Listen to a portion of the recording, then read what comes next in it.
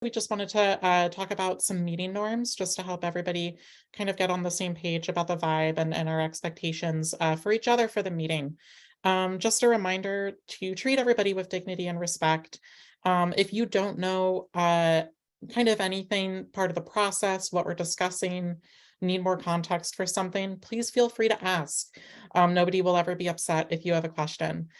Step up, step back. If you've been talking a lot, consider stepping back and letting other people who haven't had a chance to speak share their voice.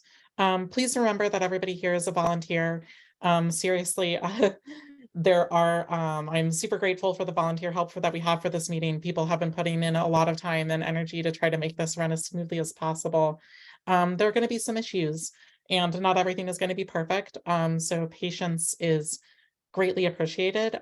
We'll have a form for feedback at the very end for you to express things that you want to see change or you want to be different for future meetings. So yeah, patience is really appreciated. And thanks to all the volunteers who are making this work. Together, we share a responsibility for staying on time. That's just a reminder to really consider if you want to make a motion or a point of information, consider the effect that it has on the time of the meeting. Everybody here is busy. We're trying to keep these meetings to 2 hours. Some things are going to be worth the time. Some things aren't. Just take a moment before you make a motion to consider that. Finally, please be patient of people's audio quality or background noise.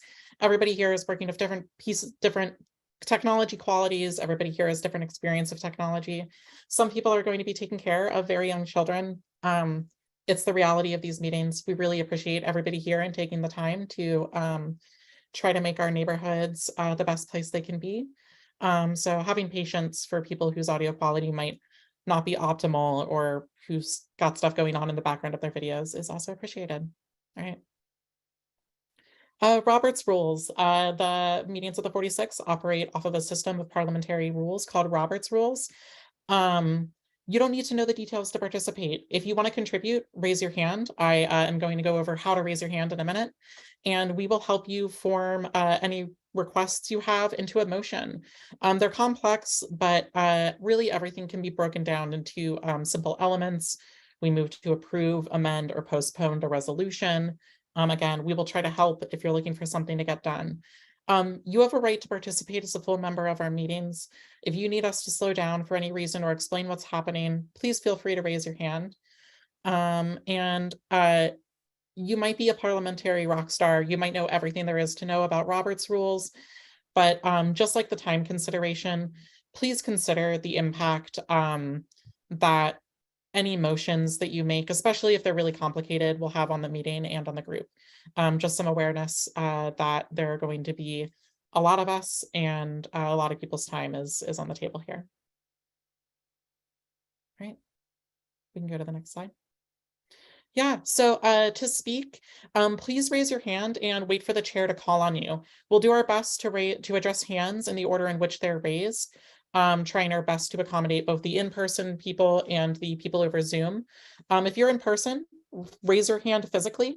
I wrote our tech lead here, but actually Galaxy will put in our speaking order who should be speaking next. If you're attending via Zoom, you can use the raised hand reaction that I'm going to go over on the next slide. So if you're on Zoom on desktop and you want to raise your hand, you're going to go down to the bottom of your Zoom window, click on the reactions button. That's going to bring up this menu. You're going to have the option to raise your hand. And once you do that, you'll see by your video, a hand is raised. And then a button will be on screen to lower your hand if you're ready to lower your hand. So I just saw somebody practicing. That's awesome. If you're on mobile, it works much the same way. You just look at the bottom of your screen. You might have to scroll through the options at the bottom, find the reactions button, click on that. You'll have a raised hand option. And then there will be a lower hand option as well.